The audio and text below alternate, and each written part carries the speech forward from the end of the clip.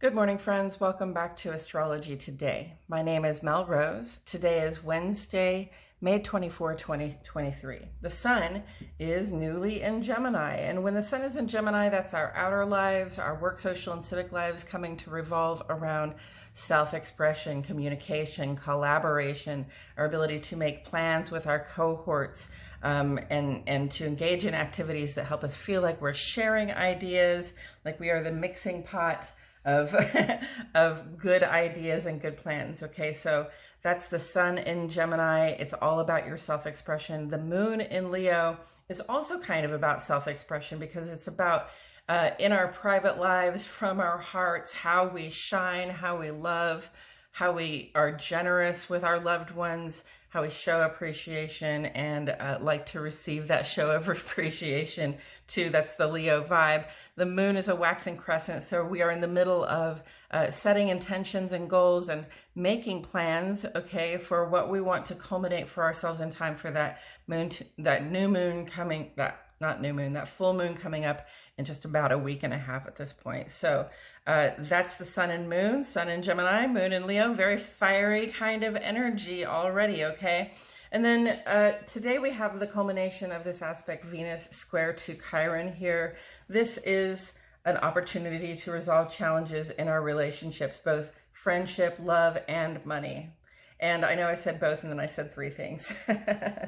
Anyway, the Venus square to Chiron here, you know, squares come across as challenges, but Venus is about pleasure. It's about what we like and love. And Chiron in Aries right now is really very much about our sense of inclusion, our ability to feel like we fit in, you know, our ability to be ourselves without people treating us like we stand out in some sort of negative way, right? So it kind of looks back to those old wounds of exclusion or being put on the spot or being made fun of or embarrassed in front of the other kids when we were younger, right? And this is a time, Chiron and Aries, when we're really thinking about healing those wounds, looking back on how much we've grown since we had those childhood problems and how much and what we can sort of let go, what we can shed in terms of our feelings of being wounded by being excluded or made an object of of fun for others that might have been more humiliating on your end. Okay, so Venus in square to this Chiron placement. This is a challenge, but it's also a catalyst. Okay, it's an opportunity to address those challenges that we feel around fitting in and being included, right? In ways that that show how we can be ourselves, how we can get pleasure from our interactions with other people. This is a time to have conversations, to relate to others about, you know, sort of the struggle that you have in relationships with romantic relationships, but also just friendship relationships and also your relationships to money. Okay, so this is a good time to be resolving some of those challenges just by giving them some conversation, giving them, you know, a little bit of feeling from the heart, realizing what would give us the most pleasure. And in this sense, what would give us the most pleasure is to be able to be ourselves without, you know, sort of judgment, right? So that's what we're working on with this aspect through the first, and that's about a week. So if you are coming to focus on how you feel like you fit in, or whether you feel like you're wanted in your romance, or whether you feel like your finances, you know, maybe you're using your finances to try to fit in, but you really can't afford that, or you know, or it's really not working for you to do that one way or another. This is a time to sort of sit back and think, this is what would please me the most. Okay. And then we have this cradle that's ongoing with Moon and Mars are conjunct starting off the morning. And when Moon and Mars here are sextile to the Sun, which is sextile to Neptune, which is sextile to Pluto, like all the time. And then these two planets, Moon and Mars, are also opposite to Pluto. Okay, so we've been looking at this for a week or more. We've had this really good trouble vibe. That's really the Mars trine to Neptune vibe. There is the standing up for what you believe in, while Sun is trine to Pluto. We're really able to we really have a clear view. We're illuminated about some of the transformations that were going on personally and collectively. Mars in opposition to Pluto. Now this is a really conflict vibe. You know, Mars is that god of war, and Pluto brings us through those highs and lows of experience that help us transform. Okay, this is also sort of a personal planet about our sense of initiative, in conflict with a collective planet that's about really kind of the collective unconscious, like where we're going that, you know, collectively that we don't seem to be aware of, right? what we're all thinking together that we don't seem to be aware of. Okay, so this can be pretty conflict ridden for you know, your individual self. You might be in conflict with yourself about the transformations you're trying to embody while you're trying to also make forward motion. And then, you know, the other opposition here that we see is the north node to the south node, and that brings us over here. So this is part of that, they call it a grand fixed square. Okay, so the 4 points of these squares are in fixed signs, right? And fixed is hard to move. It's a little stubborn. It's very dedicated. It's very focused on what it's doing. So, you know, our fixed signs are Leo, that's fixed fire. Taurus is fixed earth. Pluto is in Aquarius, which is fixed air, and the south node is a Scorpio, which is fixed water. This is very immovable. It feels like it may feel like something is stuck, like maybe this square is trying to turn within this wheel and it's not really able to do it because of the corners, because it doesn't fit quite right? Like square peg, round hole almost kind of vibration there. So it can feel frustrating, and we can feel like we're being really challenged in terms of our personal conflicts, our interpersonal conflicts. You can see a lot of conflict out there in the world, a lot of war, either going on or trying to get started in one way or another. And that's no joke. This energy is very strong at this time. Okay, so, you know, overall, what we're seeing is that we're helped when we stand up for what we believe and embrace the transformation we're undergoing.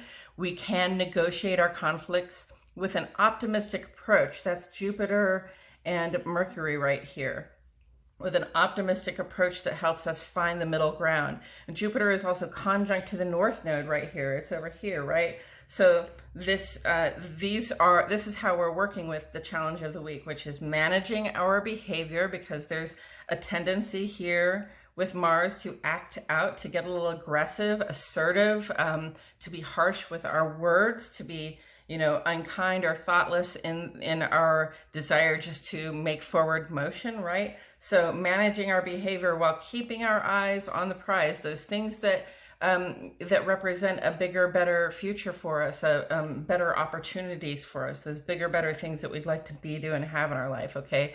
We are negotiating our way toward those things, and we have to keep a check on on our assertiveness at this time, because there's a little bit of a stop and go, right? Mars is in Leo. It's like, yes, let's go. You all can see me. I'm on fire. I'm brilliant, right?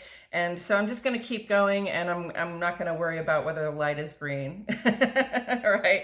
Especially in Arkansas, people really don't worry whether the light is red or green. We're managing our behavior, we're keeping our eyes on the prize, and we're choosing actions that reflect our goals, North Node, not our past accomplishments, right? So this Mars is in a T-square to the North Node and the South Node, while Pluto is also in this T-square to the North Node and the South Node. And this is, you know, the South Node is sort of what comes easily, what you've already accomplished, what we've already done, right? Whereas the North Node is our trajectory, where we're trying to get. And that North Node in Taurus, again, with a bunch of other planets in Taurus, Uranus, Mercury is still in Taurus, Jupiter is in Taurus. This is very much focused around what we like, love, and can't get enough of, what we are trying to manifest for ourselves in terms of material abundance, right? So again, keep your eyes on that prize. And let's not, you know, rest too much on the laurels of our past accomplishments. Let's not be focused on these past accomplishments too much, except to know that that's where we were, okay?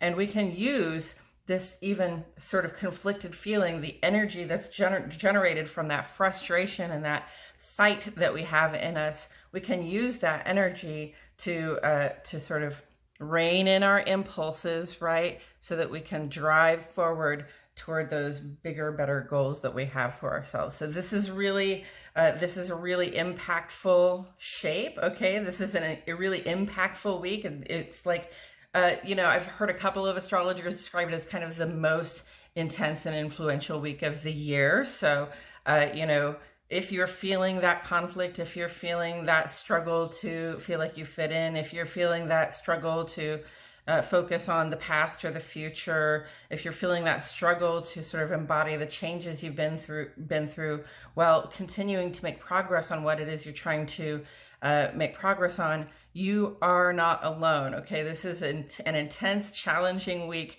for all of us, okay? So be kind to yourself, be kind to others, slow down out there on the road, slow down in your communications, be careful to say what you mean in a way that doesn't put other people on the defensive, right? Because if we put other people on the defensive, then it's hard to have those productive conversations.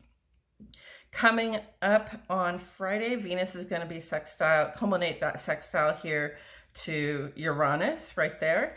And that's a really good fortune vibe, especially when it comes to our friendships and our love, our romantic lives. It's a good time to seek out something new, a little bit of pleasure and excitement, a little bit of entertainment that we're not used to. Then on Saturday, we'll have that first quarter moon in Virgo. That's when we switch gears from planning we're going to unfold, planning what it is that we want to accomplish by the full moon, and actually taking action on those plans. And then on Sunday, the 28th, the sun will be square to Saturn. Saturn's going to come along to our sun in Gemini and say, you're taking care of your responsibilities? Are you doing all the stuff that you said that you were going to do? Are you keeping up with the things that you have especially committed to do in areas where others are relying on you to complete your work?